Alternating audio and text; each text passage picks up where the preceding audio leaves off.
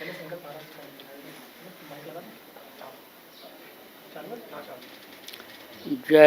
गुरुदेव। हमारे गुरु महाराज बाबा जय गुरुदेव जी महाराज का यह 7वां वार्षिक भंडारा होने जा रहा है। इसमें देश विदेश से भारी संख्या में लोगों को आने के लिए आह्वान किया गया है। गुरु महाराज की दया दुआ जो मिलेगी वो प्रसाद रूप में उनको बांटा जाएगा।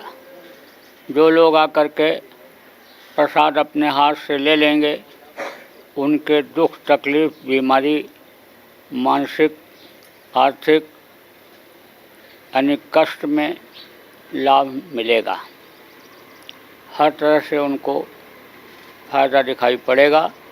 जो मनुष्य शरीर भगवान के भजन यानी खुदा के इबादत के लिए उस मालिक ने बख्शा है, इसी जिस्मानी मस्जिद में मानव मंदिर में खुदा के दीदार का गैबी आवाज़ अनहद वेदवाणी आकाशवाणी सुनने का तरीका भी गुरु महाराज के दया से उनके आदेश से लोगों को दिया जाएगा।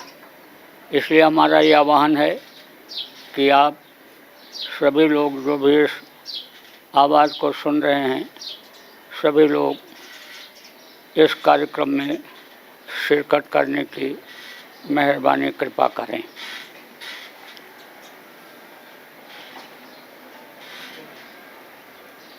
टैलेंटेड इंडिया न्यूज़ की इस खास पेशकश में आपका सभी का स्वागत है। मित्रों, आप हिंदुस्तान के किसी भी गांव, किसी भी शहर, किसी भी कोने में चले जाइए, कुछ संदेश आपको हमेशा देखने, सुनने और पढ़ने को मिलते हैं। कलयुग में कलयुग जाएगा, कलयुग में सतयुग आएगा। गौ माता की जान बचाओ, धरती पर सतयुग ले आओ।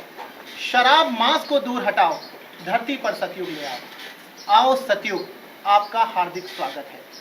कुछ ऐसे ही आह्वानों के द्वारा देश ही नहीं दुनिया में शाकाहार, सदाचार, नशा मुक्ति, शराबबंदी के साथ साथ भारत की पवित्र भूमि से गौ हत्या का कलंक मिटाकर गाय को राष्ट्रीय पशु बनाने तथा भारत को विश्व गुरु बनाने का संकल्प रखने वाले विश्व विख्यात संत बाबा जय गुरुदेव जी महाराज के आध्यात्मिक उत्तराधिकारी पूज्य संत उमाकांत जी महाराज आज हमारे साथ हैं। आइए जानते हैं उनसे कि आखिर क्या है सतयुग और क्यों उसे लाने का आपने संकल्प बनाया है। महाराज जी, सबसे पहले तो टैलेंटेड इंडिया न्यूज़ में आपका स्वागत है। महाराज जी, हम ये जानना चाहते हैं, आप अपने सत्संग में हमेशा सतयुग आगमन की बात करते हैं, सतयुग को लाने की बात करते हैं। आखिर क्या है सतयुग और क्यों आप उसे लाना चाहते हैं? 4 युग बनाया गया जब सृष्टि की रचना हुई। कलयुग, त्रेता, द्वापर और सतयुग। सबसे पहले जब सृष्टि की रचना हुई तो सतयुग ही था। सतयुग में किसी को खाने पहनने की कोई दिक्कत नहीं थी। समय पर जाड़ा, समय पर गर्मी, समय पर बरसात होता था। यहाँ तक कि प्रमाण मिलता है कि एक बार किसान खेत को जोत करके चलाता था और जब ज़रूरत पड़ती थी बादल आते थे, बरस जाते थे और बीज उगाता था। लोग काट करके ले आते थे और दोबारा फिर ऐसे के ऐसे छोड़ देते थे। बारिश होती थी, एक बार लोग बोते थे और 27 बार काटते थे। ऐसा समय उस समय पर था। जो पेड़ नहीं फलते इस समय प्रचुर अन्य फल देते थे, अन्य आप समझ लो पैदावार अधिक होती थी। उस वक्त पर आपस में प्रेम था, सद्भाव था, कोई अन्य लड़ाई झगड़ा कौमियत नहीं था। दूसरे की माँ बहन को लोग अपनी माँ और बहन की तरह से समझते थे। दूसरे के धन को लोग जहर से भी जहर मानते थे। लोग अपने प्रारब्ध पर विश्वास करते थे, उस मालिक पर विश्वास करते थे जो पैदा होने से पहले माँ के स्तन में दूध भर देता है। उस पर लोग यकीन विश्वास करते थे। अपने अपने तौर तरीके से ही सही खुदा भगवान को सब लोग थोड़ी देर ज़रूर याद करते थे। इसी का नाम सतयुग है। सतयुग योगी सब विज्ञानी जब लोग आंख बंद करते थे तो योग क्रिया के द्वारा ऊपरी लोकों में जाते थे। देवी देवताओं का दर्शन यानी हूर परियों का दीदार करते थे, रूह को निजात दिलाते थे, गैबी आवाज़ सुना करते थे। हमारे गुरु महाराज बराबर कहा करते थे, कलयुग में कलयुग जाएगा और कलयुग में सतयुग आएगा। गुरु महाराज ने ही नहीं, लिंग पुराण के 40वें अध्याय में लिखा है, सूर सागर में लिखा हुआ है, जगन्नाथ दास की उड़िया किताब में भी लिखा हुआ है कि सतयुग आएगा। हम उसी सतयुग का प्रचार कर रहे हैं, लेकिन यह भी इतिहास बता रहा है कि जब युग बदलता है तो लोगों की जान माल का बहुत नुकसान होता है। जैसे त्रेता जब गया तो बहुत लोगों की जान गई, द्वापर गया बहुत लोगों की जान गई, और कलयुग भी जाएगा तो जान लोगों की चली जाएगी। इसलिए हम उसको बचाना चाहते हैं, हमारे गुरु महाराज भी बचाना चाहते हैं, और हम लोगों को सतयुग के योग्य बना करके और फिर समझ लो उनको सतयुग दिखाना चाहते हैं। अब चूँकि सतयुग में लोग शाकाहारी सदाचारी थे, नशा मुक्त थे, इस तरह का नशा लोग नहीं करते थे कि माँ बहन बहू बेटी की पहचान आँखों से ख़त्म हो जाए। इसलिए यही पाठ हम पढ़ाते हैं लोगों को कि भाई नशा मुक्त रहो और शाकाहारी रहो। ये मानो मंदिर खुदा भगवान के इबादत पूजन के लिए मिला है, इसको गंदा करके इसके अंदर मुर्दा मांस डाल करके जब आप इबादत करते हो तब वो मालिक खुश नहीं होता है, आपकी इबादत और पूजा बेकार जाती है।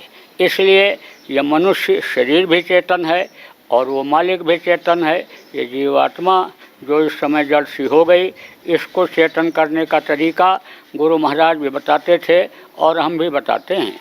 ख्वाहिशों की इबादत से आज तक न वो खुदा मिला है और न किसी को मिल सकता है। चेतन शक्ति जब चेतना आती है तभी उस चेतन शक्ति का इजहार होता है। तो हम ये चाहते हैं कि लोग शाकाहारी सदाचारी नशा मुक्त हो जाएं। इस धरती पर गौ हत्या ही नहीं, किसी भी तरह की पशु पक्षी की हत्या नहीं होनी चाहिए। लोग इस चीज़ को समझ जाएं कि जैसे हमारे अंदर जान है, जीव है, उसी तरह से पशुओं और पक्षियों में भी जीवात्मा है। तो हमको कोई तकलीफ़ होती है, उंगली कटती है, दर्द होता है, ऐसे उनको भी होता है, तो उस पर दया करें। दया धर्म तन बसे शरीरा और ताकर रक्षा करें रघुवीरा। बिस्मिल्लाहिर्रहमानिर्रहीम कहा गया। इसलिए रहमान को अगर पाना है, रहमान का समझ लो कि अगर इबादत करनी है, रहमान को खुश करना है, तो उसके बनाए हुए रूहों पर रहम करो। ये हमारी गुजारिश और प्रार्थना सब लोगों से है। महाराज जी, आपने कहा कि लोग धार्मिक हो जाएंगे, लोग अच्छे शरीर से मुर्दा मांस डालकर ईश्वर की इबादत नहीं कर सकते, भगवान की पूजा नहीं कर सकते। लेकिन बहुत सारे धर्मों में, जातियों में तो जीव हत्या और बलि उनकी धार्मिक संप्रदाय से, धार्मिक भावनाओं से जुड़ा हुआ है। उसके लिए क्या कहेंगे? यह तो एक तरह से अज्ञानता है, ना जानकारी है। महात्माओं संतों की, फ़कीरों की और सत्संग तकरीर की ज़रूरत इसीलिए पड़ती है कि उनको हर चीज़ बताई जाए, समझाई जाए। ये जो मजहबी किताबें हैं, धार्मिक ग्रंथ हैं, इनको किसने बनाया? संतों ने, फ़कीरों ने, महात्माओं ने बनाया। और जब उतनी योग्यता का कोई मिलता है तब तो उसको समझा देता है और लोग समझ जाते हैं तो खाना पीना बंद कर देते हैं, छोड़ देते हैं। और कम योग्यता वाले जब अपने मन मुताबिक, अपने ज़बान के स्वाद के लिए उनको बताते समझाते हैं, तब समझो अर्थ का अनर्थ हो जाता है और लोग उसी को मान लेते हैं कि यही हमारा धर्म है। महाराज जी, आपने लोगों से प्रार्थना करी कि लोग शाकाहारी हो जाएं, नशा मुक्त हो जाएं, लेकिन इस देश की सरकार में मांस निर्यात भी होता है, शराब का उत्पादन भी होता है, जिससे उन्हें करोड़ों रुपए राजस्व आता है। तो वो लोग इसे बंद क्यों करेंगे? इसीलिए राजगुरु की ज़रूरत हुआ करती थी, धर्मगुरु की ज़रूरत हुआ करती थी, जो राजाओं को अन्य धर्म को सिखा सकें कि वास्तव में मानव धर्म है क्या चीज़। इसलिए इस समय पर भी ऐसे लोगों को जो हुकूमत में हैं, उनको धर्मगुरुओं की ज़रूरत है, जानकारों को ज़रूरत है। उनको इस बात को याद रखना चाहिए कि आप देखो, देने वाला जब देता है, नीयत दुरुस्त होती है तभी देता है। मांस और शराब के पैसे से हत्या हिंसा करके जो लाता है, उस पैसे से बरकत कभी भी नहीं होती है। आप देखो जो दिल दुखा करके लाता है, रिश्वत ले करके, मार काट करके, लूट करके लाता है, उसी के बच्चे यानी ज़्यादातर बर्बाद होते हैं। उसी को ऑपरेशन, उसी को बीमारी, उसी को मानसिक टेंशन ज़्यादातर होता है। इसलिए इस चीज़ की लोगों को ज़रूरत है और समझने की ज़रूरत है, चाहे राजा हो या प्रजा हो, कि जिससे अन्य राज्य को चलाया जाता है और प्रजा को अन्य समझ लो कि नियमों का पालन किस तरह से किया जाता है कि राज्य चले, इसकी ज़रूरत इसीलिए होती है। राजाओं को अन्य समझ लो कि राजधर्म को समझने की ज़रूरत होती है। इस समय भी प्रजातंत्र में राजा जो अन्य समझ लो कि ये व्यवस्था बनी हुई है और मंत्रीगण जो हैं, इनको इस चीज़ को समझने की ज़रूरत है। महाराज जी, इस देश में आतंकवाद एक बड़ी समस्या है, जातिवाद एक बड़ी समस्या है, आरक्षण एक बड़ा मुद्दा है, लेकिन इन सब के बावजूद आप कई सालों से देश की सरकार से गौ हत्या बंद हो और गाय राष्ट्रीय पशु घोषित हो जाए, इसी की मांग करते हैं, क्यों? देखो, ऐसा है कि जिसको माता कहो और अन्य समझ लो जिसका दूध पियो, उसका मांस खाना तो जायज़ है ही नहीं। जिसको माता कहते हो उस पर रहम करो, दया करो।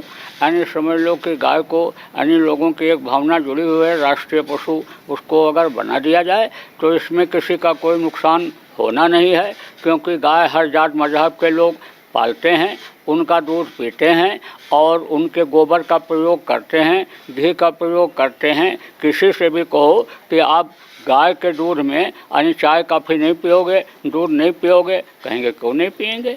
तो यानी एक ये समझ लो कि एक भावना लोगों की इस तरह से दूषित कुछ लोग ही कर दे रहे हैं कि जो ये कहते हैं ये नहीं होना चाहिए, अगर कर दिया जाए तो इससे किसी का कोई नुकसान नहीं हो सकता। गाय को राष्ट्रीय पशु अगर बना दिया जाए तो इससे कोई अन्य समझ लो कि नुकसान नहीं हो सकता है। और दूसरा प्रश्न क्या था आपका? महाराज जी, प्रश्न तो यही था मुझे, एक ये जो आतंकवाद देखो, आतंकवाद और ये भाईवाद, भतीजावाद और ये जातिवाद, ये पैदा की हुई चीज़ है। कारण क्या है कि राजनीति में अपराधीकरण हो गया और अपराधियों में राजनीतिकरण हो गया। मुख्य रूप से आप ये समझो कि अपराधियों में राजनीतिकरण हो गया और राजनीति में अपराधीकरण हो गया। ये चीज़ अगर हटा दी जाए तो ये चीज़ अभी सबके समझ में आ जाए। 4 बच्चे हैं, कोई दुष्ट प्रकृति का होता है, कोई अन्य समझ लो सज्जन होता है, कोई कुछ होता है, कोई लूला लंगड़ा होता है, कोई बुद्धिमान होता है, कोई क्या होता है। ये तो सब बातें यहाँ सत्संग में बताई जाएंगी। अभी 30, 31 और 1 जून को जो कार्यक्रम यहाँ उज्जैन आश्रम पर, बाबा जय गुरुदेव आश्रम पर होने जा रहा है, सुबह शाम सत्संग चलेगा, उसमें सब बताया जाएगा कि एक ही रजबीर के दोनों बच्चे, एक बुद्धिमान और दूसरा कम बुद्धि वाला, एक ही माँ का दूध दोनों पीते हैं, दोनों का पालन पोषण एक ही माँ करती है। लेकिन क्यों, ऐसा क्यों होता है?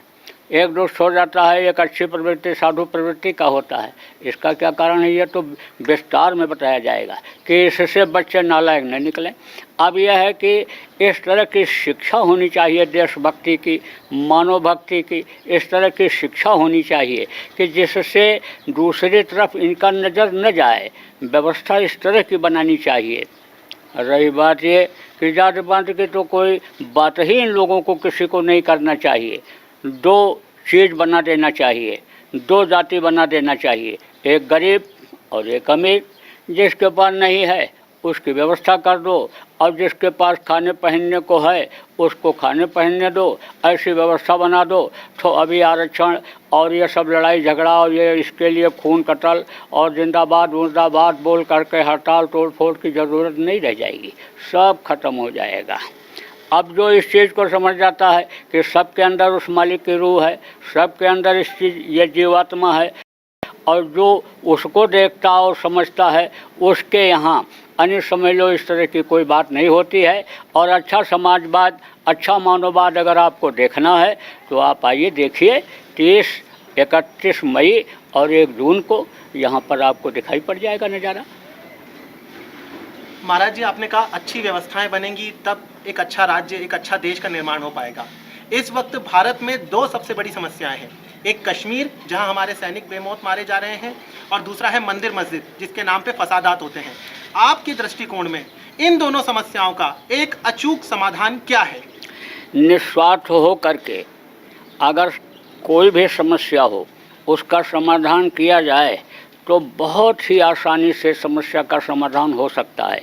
लेकिन जहाँ स्वार्थपरता जुड़ी हुई रहती है वहाँ समस्या में समस्या पैदा होती जाती है और मामला उलझता चला जाता है। महाराज जी, इतनी गर्मी का माहौल है, इतनी तेज़ गर्मी पड़ रही है, लेकिन आपका जो ये 30 तारीख का, 31 तारीख का, 1 तारीख का कार्यक्रम होने जा रहा है, इसमें न केवल भारत से बल्कि अमेरिका, इंग्लैंड से, अमन से, ओमान से, कतर से, दुबई से, मलेशिया से, थाईलैंड से हज़ारों लाखों की संख्या में भक्त आ रहे हैं। तो ऐसा उनको क्या मिलता है कि इतनी गर्मी में भी वो आपके दर्शन के लिए, सत्संग सुनने के लिए आते हैं? ऐसी किस चीज़ की यहाँ पर उनको प्राप्ति होती है? कोई बात तो ज़रूर है जिस लिए आते हैं। अब रही बात ये कि गर्मी का अनुभव वही कर सकता है, ठंडी का वही अनुभव कर सकता है कि जो गर्मी के आग के नज़दीक जाए, बर्फ़ के ऊपर हाथ रखे, वही गर्मी ठंडी का अनुभव कर सकता है। तो ये तो आप उन्हीं से पूछिएगा जो आ रहे हैं। महाराज जी, ऐसा कहा जाता है कि इनका स्वर्गवास हो गया, अब इनको स्वर्ग की प्राप्ति हो गई, मौत के बाद जन्नत नशीन हो गए। क्या जीते जी ईश्वर की प्राप्ति संभव है? 100%, 100% जिसको कहते हैं। लेकिन रास्ता बताने वाला मिल जाए, रास्ते पर चलाने वाला मिल जाए, रास्ते पर चलने में मदद करने वाला मिल जाए, जिसको गुरु कहते हैं, सदगुरु कहते हैं, तो यह 100% यानी 100% सत्य है कि वो मालिक का दर्शन होता है और वो मिलता है। एक आखिरी सवाल गुरु जी, अभी देश में बीजेपी की सरकार आ गई है। आप जब पिछली बार बीजेपी की सरकार आई थी तब भी आपने उनसे प्रार्थना करी थी कुछ बदलावों के लिए। अब फिर देश में बीजेपी की सरकार स्पष्ट बहुमत से आई है, तो आप क्या संदेश, क्या अपील करना चाहेंगे देश की सरकार और देश की जनता से हमारे चैनल के माध्यम से? भंडारे के बाद इस प्रश्न का उत्तर आपको भंडारा कार्यक्रम के बाद मिलेगा। धन्यवाद गुरु जी। तो ये थे संत उमाकांत जी महाराज, जिन्होंने बताया कि बिस्मिल्लाह रहमान रहीम अर्थात दया करना ही सबसे बड़ा धर्म है। उन्होंने बताया कि अगर शाकाहार, सदाचार और गौ माता की जान बच जाए तो इस धरती पर सतयुग आ सकता है। उन्होंने ये भी बताया कि अगर इंसान मेहनत, ईमानदारी से काम करे तो इस धरती पर सतयुग आ सकता है। हमारी कोशिश रहेगी कि महाराज जी के इस संकल्प को, उनके इस मिशन को हम देश और दुनिया तक पहुँचाएँ। टैलेंटेड इंडिया न्यूज़ के लिए कैमरामैन प्रतीक के साथ मैं विश्वंबर तिवारी।